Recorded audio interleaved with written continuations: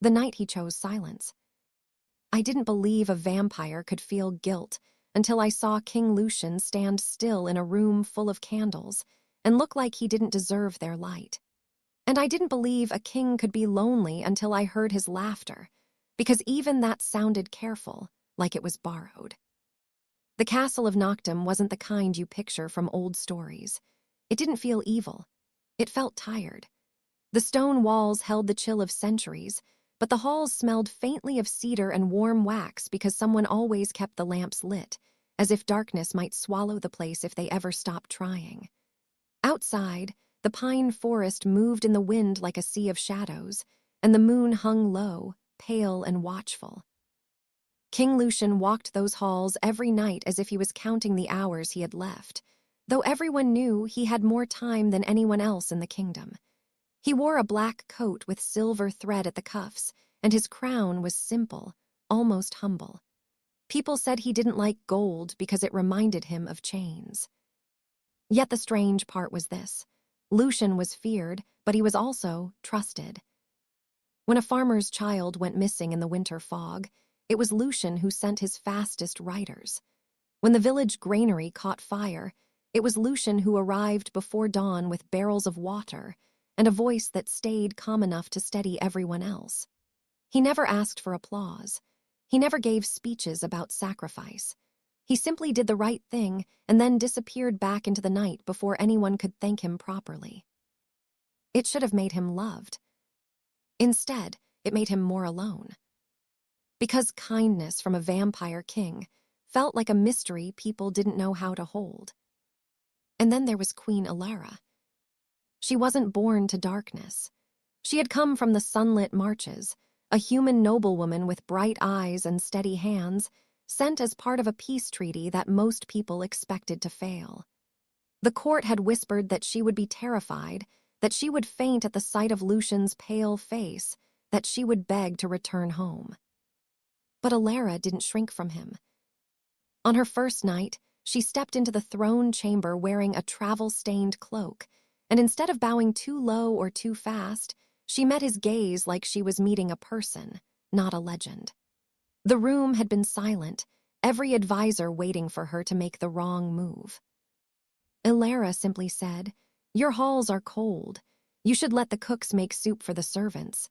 They are the ones who keep your castle alive." A few nobles scoffed. Someone actually laughed. Lucien didn't. He stared at her as if she had spoken a language he hadn't heard in a long time. Then he turned to his steward and said, quietly, "Make it so." That was the first time I saw the court change its breathing around her, like the castle itself leaned in to listen. Elara made Noctem softer in tiny ways. She placed blankets on benches in the outer corridors where guards stood through the night. She learned every servant's name, even the shy boy who polished armor and never spoke above a whisper. She brought ridiculous little games from her homeland and forced the stiffest nobles to play, laughing when they tried to pretend they weren't enjoying it. One night, she convinced the royal librarian to host a midnight tea in the archive hall. Tea, of all things, served beside ancient scrolls and dusty maps, with a plate of honey cakes that looked too cheerful for a vampire castle. Lucien appeared at the doorway, drawn by curiosity he tried to hide. Elara took one look at his serious face and said, "Your Majesty, if you don't sit down and try a honey cake, I will announce to the entire kingdom that the vampire king is afraid of pastries." A few people chuckled, nervous at first, then real. Lucien's eyebrows lifted in something close to disbelief. "I am not afraid of pastries." "Prove it," she said, sliding a plate toward him like she was challenging him to a duel. He sat, he took a bite, and the most shocking thing happened. The corner of his mouth tilted upward, almost against his will. It was small, but it was real. The room warmed. Not in temperature, Noctem stayed cold, but in spirit, like people remembered how to be human around him again. Elara leaned closer, voice lowered. "There," she whispered. "You're allowed to be happy, you know." Lucien didn't answer. His fingers tightened around the cup, and for a second his eyes looked far away, like he was staring at some memory that still hurt. Then he stood, placing the half-eaten cake back on the plate with careful politeness. "I am allowed many things," he said softly, "but I have learned not to take them." Elara watched him leave. Her smile faded, and for the first time, the confidence in her face cracked like thin ice. Because she wasn't just trying to entertain him. She was trying to save him. Lucien was suppressing something heavy, something trembling under his controlled silence. Everyone sensed it, but no one dared speak it aloud. The king's compassion wasn't a weakness, but it was dangerous in a court that fed on fear and tradition. If his advisors believed his heart was too soft, they would push him into harsher choices for the good of the kingdom. And Lucien knew it. That was why he never looked at Elara for too long. That was why he never touched her hand unless it was necessary in public ceremony.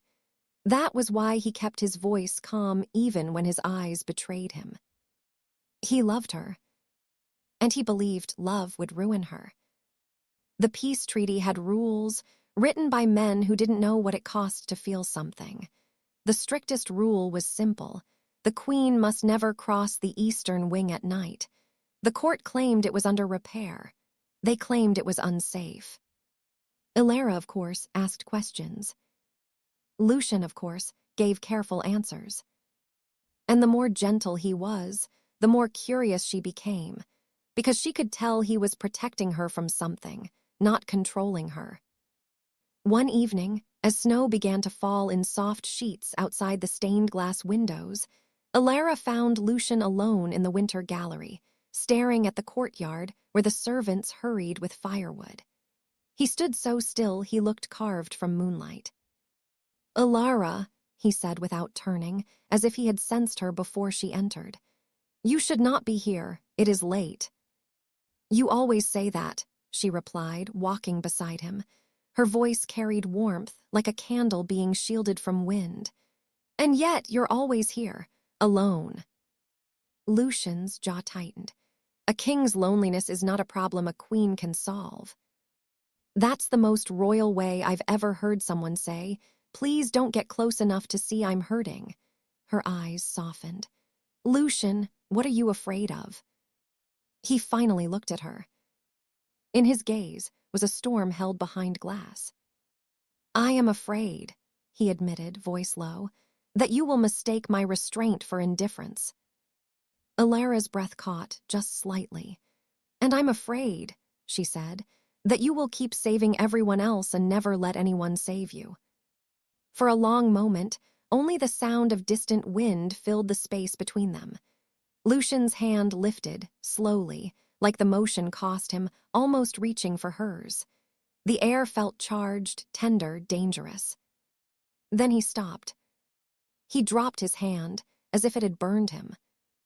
"Do not go to the eastern wing," he said, suddenly sharper, not cruel, afraid. "Promise me." Elara stared at him, wounded by the fear in his voice. "Why?" Lucien swallowed, his control slipping just enough for the truth to peek through. "Because," he whispered, "if you see what's behind that door, you will understand what I really am." Elara's eyes searched his face, trying to find the lie. She didn't. She only found pain and a kind of love that looked like it was chained. That night, long after the castle fell quiet, Elara stood at the end of a corridor with a single lamp in her hand. The flame trembled, painting the walls in gold and shadow.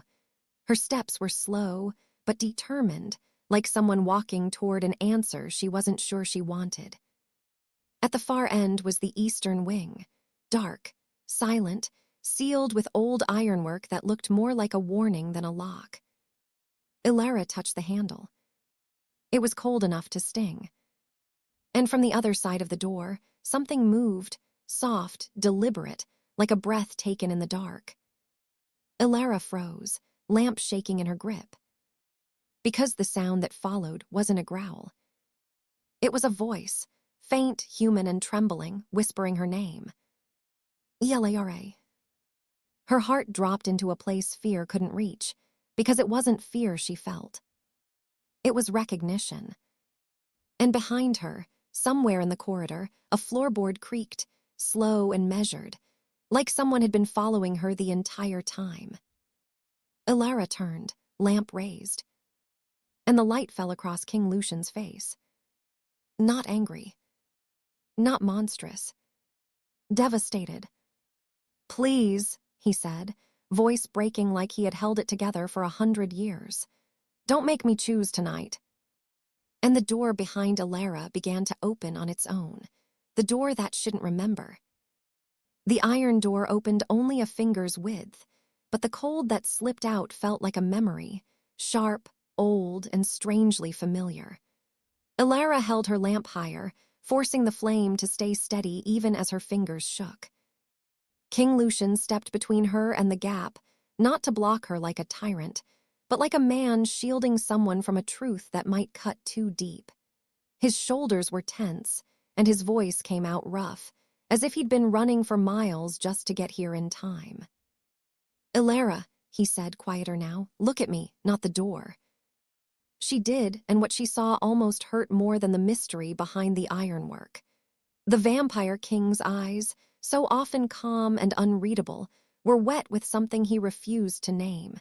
He wasn't trying to scare her. He was begging her to stay safe from him. Elara's throat tightened. Someone in there said my name. Lucien's jaw flexed. For a moment he looked like he might lie, the way rulers do when they think honesty will destroy what they're trying to protect. But then his gaze dropped, and humility, real humility, softened his face. "I did not want you to carry this," he admitted. "I wanted you to have a normal life, even inside my strange kingdom." Elara swallowed. "Lucien, who is in there?" He hesitated, then reached into his coat and pulled out a ring of keys that didn't match the rest of the castle's brass. These were darker, older, and one of them was wrapped in a strip of faded red cloth. "I am," he said, "the keeper of what my family was too proud to mourn." The key turned with a sound like a sigh. The door opened wider. Inside wasn't a torture chamber or a monster's lair. It was a small wing of rooms kept clean, warmed by a low-burning stove, and lit by lamps that never fully went out. The air smelled of lavender and paper. There were shelves of books, stacks of folded blankets, and a table with a chessboard set mid-game as if someone had walked away and planned to return. At the far end, in a chair near the stove, sat a young man with pale skin and gentle eyes. He looked human until the lamp's light caught the faint shine of his teeth and the unnatural stillness of his breath. His hands were clasped tightly as if he was holding himself together. He stared at Elara like she was the sunrise. Then he spoke again, soft, trembling, careful. "Your Majesty," he whispered to Lucien first, voice full of respect. "I didn't mean to call her. I heard her steps. I thought I was imagining them again." Elara's heart thudded painfully. "Who are you?" The young man tried to stand, but his knees wobbled like he'd forgotten how. Lucien moved instantly, catching his elbow. There was no disgust in the king's touch, only practiced gentleness, the kind you don't learn from books, the kind you learn by staying. "This is Maren," Lucien said. "My brother." Elara blinked, stunned. "Your brother is alive." Lucien's smile, if it could be called that, was a line drawn through sorrow. "He is not dead. He is not well." Maren lowered his gaze. Shame poured off him in quiet waves. "I didn't want you to see me like this," he told Elara, as if her opinion mattered more than the cold iron walls. "I used to be brave." Elara stepped closer, slowly, lamp held steady. She looked around and saw the truth hiding in plain sight. This wasn't a prison built for cruelty. It was a sanctuary built in secret. "You've been keeping him here," she said to Lucien, voice shaking with sudden understanding, "to protect him." "And to protect the kingdom," Lucien replied, the words heavy. "He has episodes. He hears things. He panics. He runs. He doesn't feed properly, and his mind spirals when he's weak." Maren flinched. as if the word feed was a whip even when spoken kindly. He hugged himself tighter. Elara glanced at the chessboard. Who plays with him? Lucien's expression flickered, caught between embarrassment and honesty. I do. That single sentence changed the air. The terrifying vampire king, feared across villages, had been sitting in this hidden wing night after night, playing chess and making soup and folding blankets for a brother the court would rather pretend didn't exist. Elara's eyes burned. Why didn't you tell me? Lucien turned his face away, as if he couldn't bear to be seen feeling anything this openly. Because the moment you know, you become a target. A target for what? For my own court, he said, voice low. There are lords who believe compassion makes a king weak. They have waited years for proof. Elara's mind flashed back to all the small moments in the castle. Servants bowing with real affection, guards standing straighter when Lucien passed, the nervous laughter in the library when he ate a honey cake.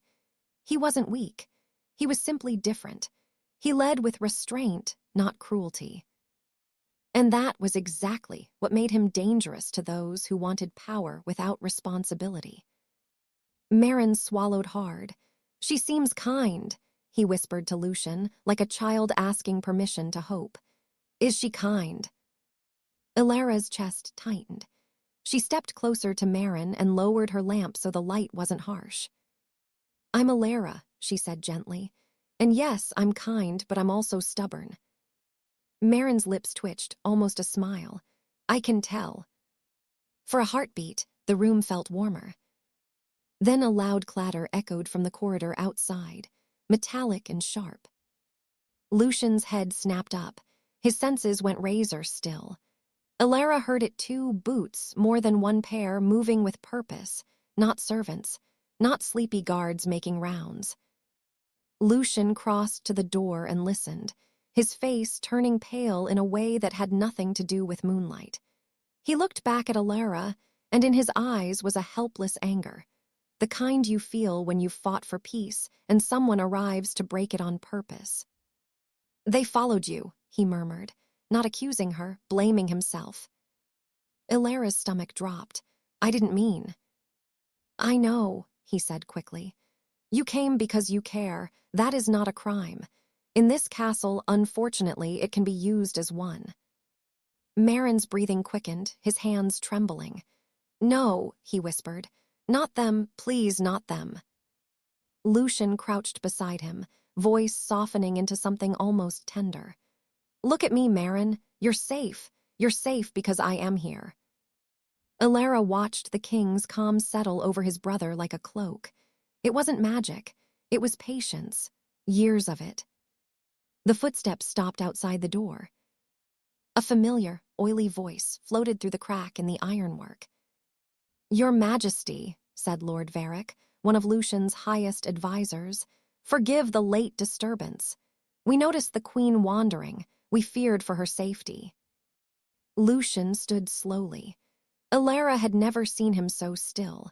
His hands were relaxed at his sides, but the room felt like it had tightened around him. You feared for her safety, Lucien repeated, or you hoped to witness her mistake. A pause, then a soft chuckle. In a fragile peace, Varrik replied, we must remove surprises. Open the door, my king. Let us ensure everything is proper. Elara's pulse hammered. She glanced at Lucien, and in that instant she understood the trap. If Lucien refused, they would accuse him of hiding threats. If he opened the door, they would see Maren and call him a danger, something to be handled for the kingdom's sake. Lucien looked at Elara, and the love he'd been suppressing finally showed itself. Not romantic poetry, not grand declarations. It was love as responsibility, love as sacrifice, love as restraint. This is why I kept my feelings buried, he said under his breath, as if speaking to his own heart. Because the moment I care out loud, they use it to hurt what I care about. Elara stepped forward until she stood beside him, shoulder to shoulder. Her voice shook, but it didn't break. Then don't stand alone, she whispered. Let them see what kind of king you are." Lucien's eyes flicked to her in surprise. A painful tenderness crossed his face, like hope trying to enter a room it didn't belong in. Outside, Lord Varrik's tone sharpened, sweetened with threat. "Your Majesty," he said, "if you will not open the door, we must assume the Queen is under enchantment. We will escort her away for evaluation." Elara's breath caught. Evaluation. The word sounded polite, but it was a chain dressed up as concern. Lucien's control cracked, not into rage, into something far more terrifying, decision. He leaned close to Elara, voice barely audible. "If I do what I must tonight, they will call me a monster again." Elara met his gaze. "If you do what is right tonight," she answered, "they will finally have to call you king." Lucien closed his eyes for one brief moment, as if praying to a god he no longer trusted. Then he reached for the iron latch. The door swung open to the corridor. 3 armed guards stood there with Lord Varrik behind them, dressed in velvet and smug certainty. Their lantern light spilled into the hidden rooms, landing on the chessboard, the folded blankets, the stove, the books, and finally on Maren. Varrik's smile widened, as if he'd found a winning card. "Well," he breathed, "so the rumors were true." Maren shrank back, trembling. Elara stepped forward before Lucien could speak. Her voice rang clear, steady, and surprisingly sharp. "Lord Varrik," she said, "you followed me to spy, not to protect, and you just walked into a place built from mercy." Varrik's eyebrows lifted. "Your Grace, you don't understand what you're seeing." "I understand exactly what I'm seeing," Elara replied. "A king caring for his brother when everyone else would rather hide him like shame." Lucien looked at her, as if he couldn't decide whether to be grateful or afraid for her. Varrik's gaze slid to Lucien. "Your Majesty," he said, voice silk over stone, "the Council will demand action. A hidden, unstable vampire in the Eastern Wing. The people will panic. Your reign will fracture. Unless you surrender him." Maren made a small, broken sound, half breath, half sob. He looked at Lucien with the terror of someone who already knows how this story usually ends. Lucien's face went very calm. Too calm. He glanced back at Maren, then at Elara, and something inside him shifted like a lock turning. The king who had survived by restraint was reaching the edge of what restraint could protect. Elara saw it and felt her own fear rise, not of Lucien harming anyone, but of what it would cost him to stand against his own court. Lucien took a slow step forward into the corridor, placing himself between Varrik and the room. His voice was quiet, controlled, and full of cold authority. "No one," he said, "will touch him."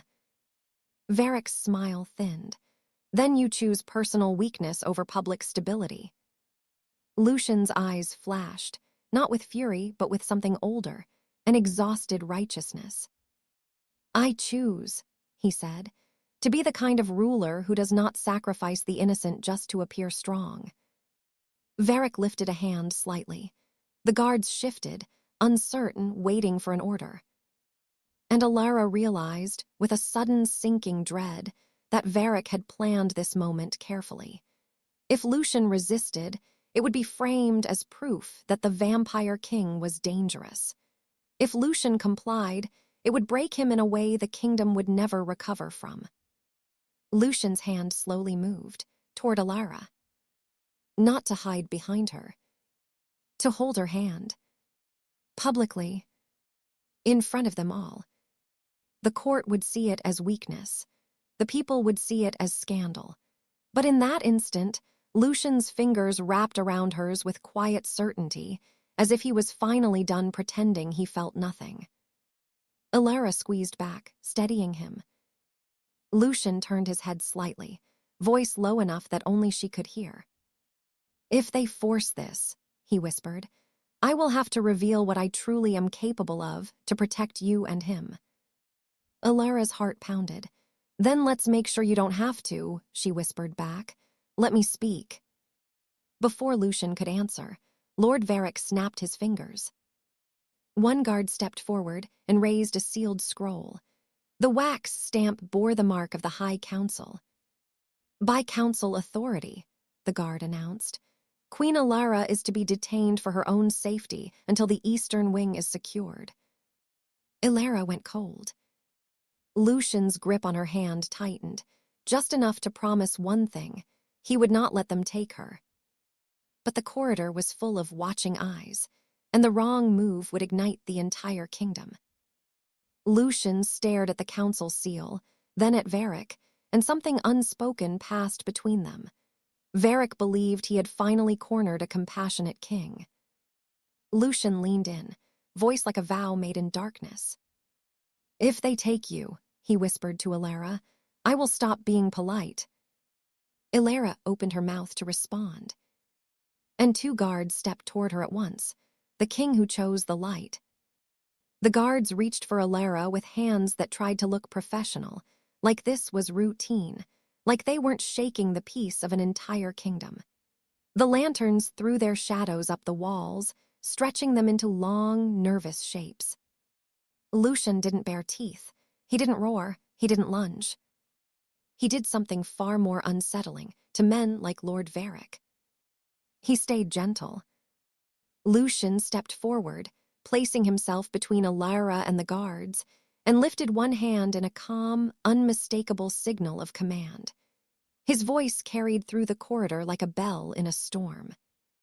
No one touches the queen, he said, not without my permission. The guards froze, not because they feared violence, but because they recognized authority when it was real. For a second, the corridor held its breath. Lord Varrick's smile returned, thin and patient. Your Majesty, he said smoothly, this is not personal. The council worries she has been influenced. She wandered into a forbidden wing. She may have seen things that would damage public order. Elara's pulse hammered, but she lifted her chin. Public order, she repeated. You mean your comfort. Varrick's eyes flicked toward her, amused. Your Grace, humans often confuse bravery with recklessness. Elara took a slow step forward until she stood beside Lucien again, not behind him. And vampires, she said, voice steady, often confuse control with wisdom. One of the guards let out a quiet, startled breath, like he hadn't expected the queen to speak like that in a dark corridor surrounded by steel and politics. Lucien's hand hovered near Elara, as if he wanted to hold her again, but he hesitated, still thinking like a man trained to hide love as strategy. Elara noticed. She didn't wait for permission. She took his hand first. Her fingers slid into his, warm against his cold skin, and the simple contact sent a visible shock through him. Lucien's eyes softened, and for a moment the vampire king looked almost young, like someone who had forgotten what it felt like to be chosen.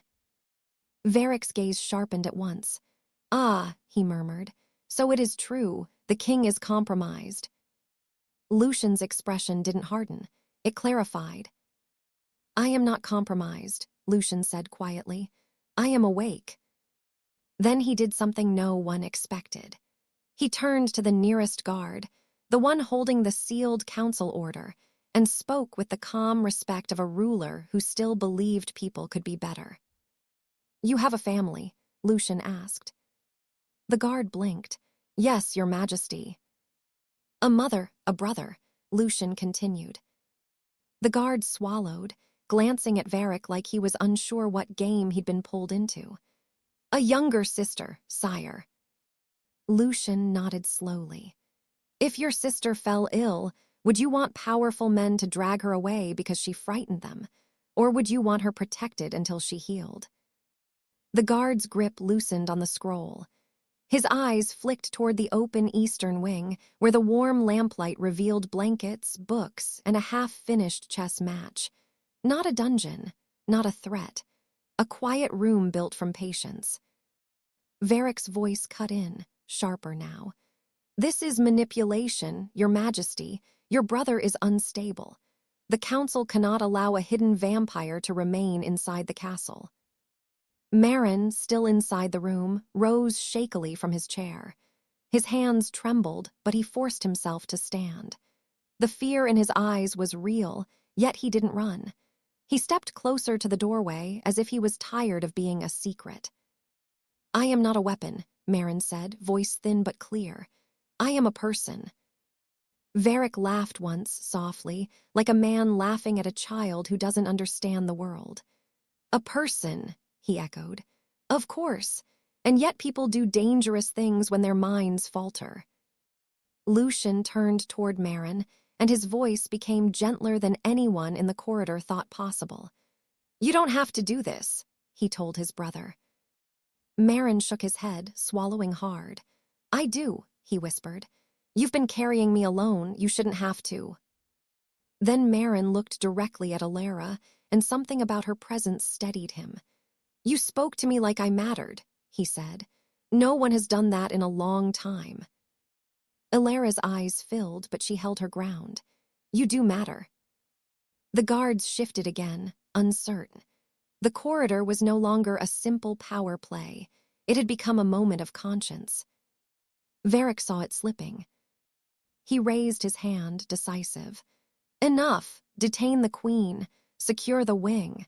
The king will thank us later for restoring order."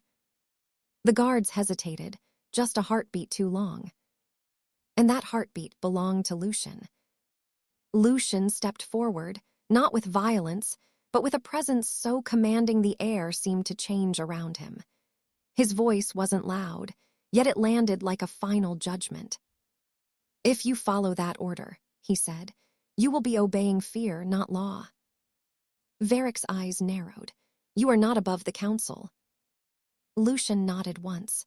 "True, but neither are you." Then Lucien did the most dangerous thing a ruler can do in a corrupt room. He told the truth in public. "My brother has suffered for years," Lucien said, voice steady, each word controlled like a held blade. "Not because he is evil, but because our blood carries burdens. I have cared for him in secret because the last time my family admitted weakness, this court called it disgrace and tried to solve it with cruelty." Elara felt Lucien's hand tighten around hers, not from anger, fear. Fear of what honesty would cost. Lucien continued anyway. "I will not repeat that sin," he said. "Not to protect my image, not to satisfy cowards who mistake mercy for weakness." A low murmur rippled among the guards. One of them, older, with tired eyes, looked at Varrik and then at Lucien, as if weighing years of orders against one moment of decency. Varrik's voice hardened. "Sire, if the people learn the king hides a mad brother behind iron doors, they will panic. They will riot. They will demand a stronger ruler." Lucien's gaze lifted toward the castle windows, where moonlight painted the stone pale. When he spoke again, his voice carried a quiet sadness. "They panic because leaders like you train them to," he said. "You keep them afraid so they keep you powerful." Elara felt a chill, not from the air, but from the realization that Varrik didn't just want control of the wing. He wanted control of the throne. Varrik took a slow step forward, the velvet of his cloak whispering against stone. "Then perhaps," he said, "the throne needs someone willing to do what must be done." In that instant, everything became clear. This was a coup, wrapped in concern.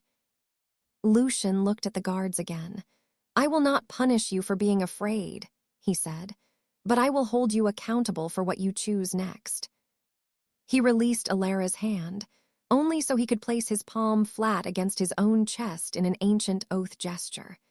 It felt old, older than the council. "I swear by the crown I never asked for," Lucien said. "No harm will come to this kingdom from my brother.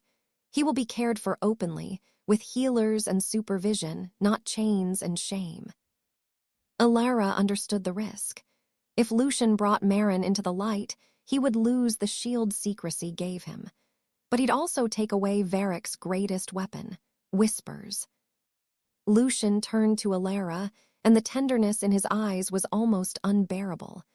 "I tried to keep you untouched by my darkness," he murmured, so softly only she could hear. "But you keep bringing light into it." Elara swallowed the tightness in her throat. "Then let's do it together," she whispered. "No more hiding." Lucien faced the corridor again.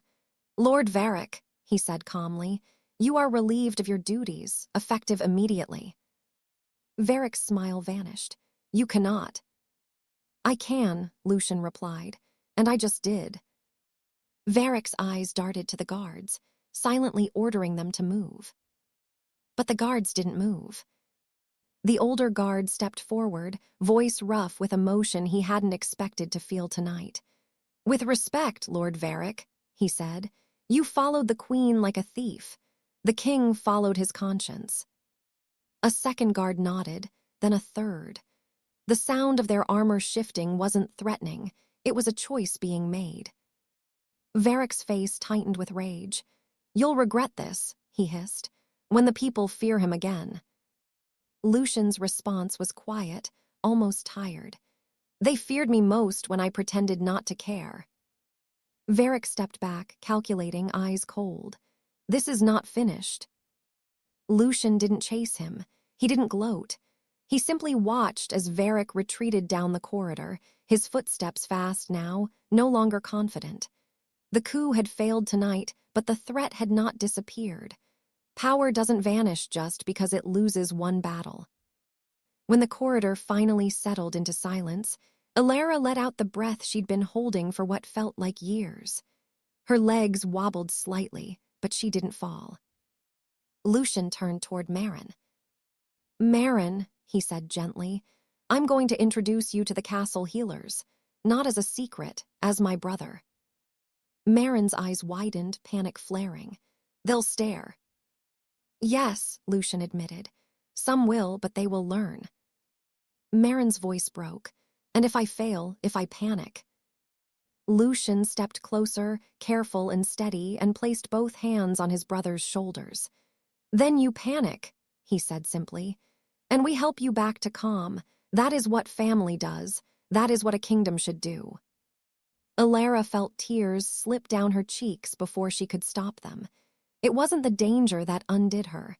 It was the gentleness after it, the courage to be soft when hardness would be easier. Maren looked at Elara again, as if needing one more anchor. "You're not afraid of us," he whispered. Elara wiped her cheek with the back of her hand and gave him a small, stubborn smile. "I'm afraid of plenty," she admitted, "but not of someone trying to heal." For the first time, Maren truly smiled. Small, shaky, but real. Lucien exhaled, a sound that carried centuries of restraint finally loosening. Then, as if realizing something he'd delayed too long, he turned to Elara. His voice dropped, honest and vulnerable.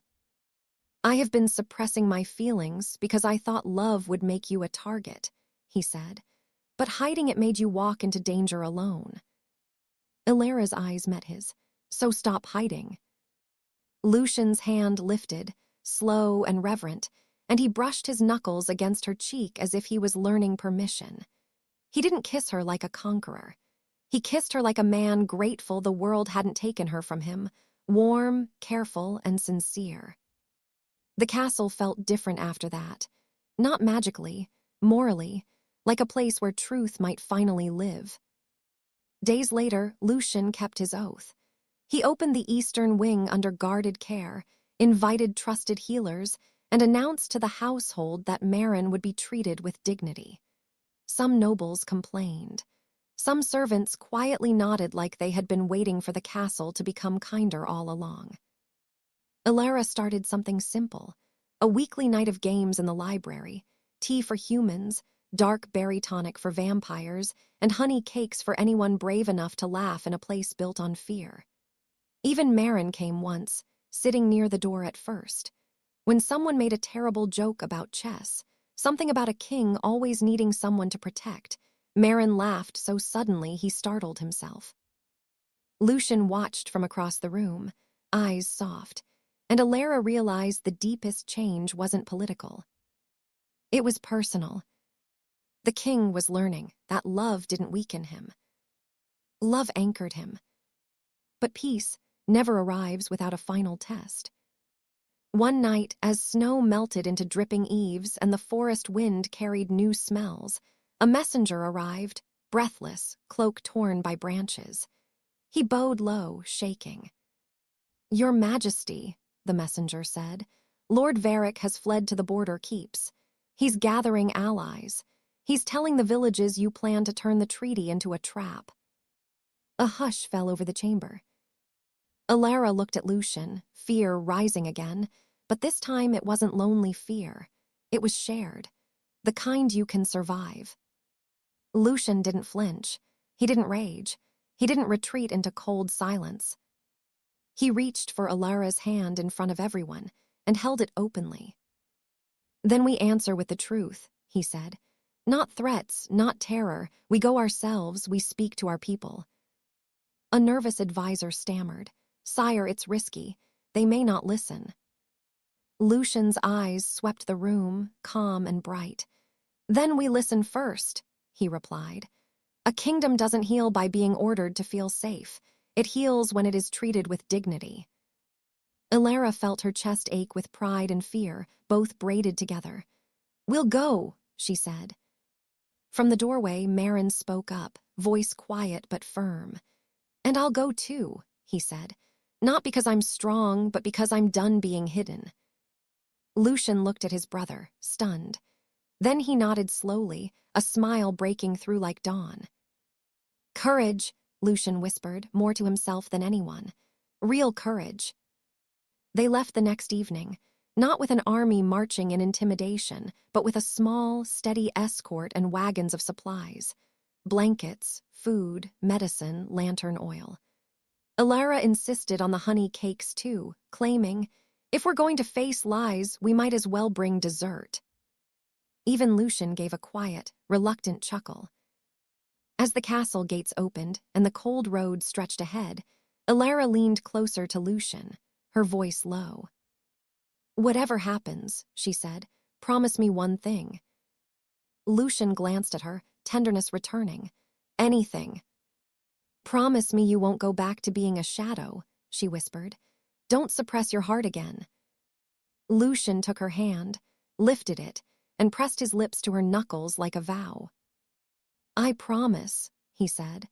"I will be a king my people can see, and a husband you never have to chase through the dark." The carriage rolled forward, lanterns swaying, the forest opening like a long corridor of unknowns. Somewhere beyond the trees, Varrik was waiting with rumors sharpened into weapons. Elara rested her head briefly against Lucien's shoulder, listening to the steady rhythm of the wheels, feeling the strange comfort of his cold arm around her. And in the quiet space between danger and hope, she realized the message of it all, simple, human, and hard-earned. A monster becomes a man, the moment he chooses mercy when fear would be easier. Lucien stared out into the night, eyes focused, heart no longer hidden. Then, far ahead on the road, a line of torchlights appeared, dozens of them, flickering like a river of fire across the snowless ground, blocking the path. The carriage slowed. The escort tightened formation. And from the torchlit crowd, a single figure stepped forward and raised a hand, signaling them to stop. Even from this distance, Elara recognized the velvet silhouette. Lord Varrik. Lucien's grip on her hand didn't tighten in panic. It steadied, firm and warm in its own way. He leaned close to Elara and spoke the words that closed the story like a promise and opened it like a future. "Tonight," he whispered, "they will see what kind of king kindness makes." The carriage stopped, torchlight dancing across Lucien's calm face as he stepped down into the night, ready to meet fear with courage and darkness with truth.